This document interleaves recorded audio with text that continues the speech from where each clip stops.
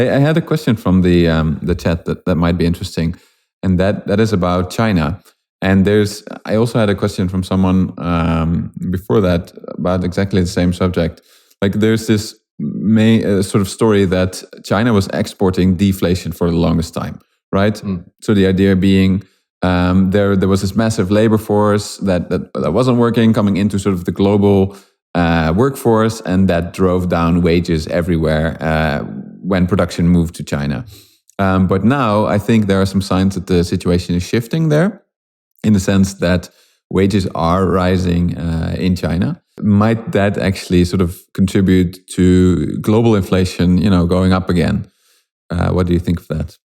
Yeah, I've heard this argument before. It's a really, really interesting one, and it kind of takes the credit away from Western central banks, right, for taming inflation, because people talk about the Great Moderation and taming inflation for a couple of decades or even more with inflation targeting. But if it's just been the rise of China and a lot of consumer goods basically having extremely low labor costs and therefore low prices, then it seems like it actually might be global factors kind of outside our control, our immediate control at least. Mm-hmm. And I mean, it is worth asking, to what extent does inflation within, say, the USA depend on imports from China, right? Because I think while the US and the West import a lot of things from China, there are also a lot of things that are produced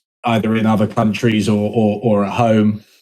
So I just wonder if we might risk overstating that a little bit.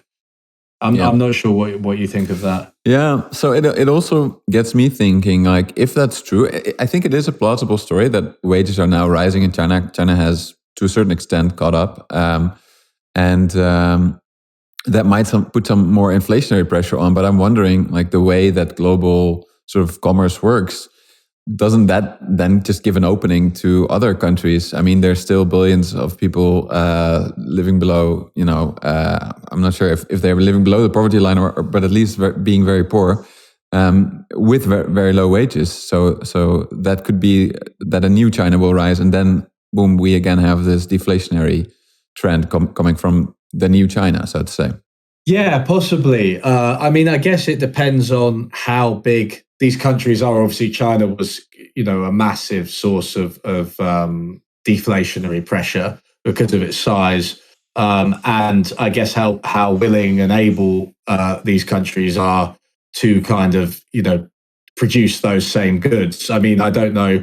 There could be an argument that global standards, surrounding wages, things like minimum wages, as well as working conditions have risen, which I do think would be a good thing, by the way, even if it causes inflationary pressure in rich countries. I have to say that. So yeah, I mean, the honest answer is I'm not really sure to what extent it's China and to what extent it will continue.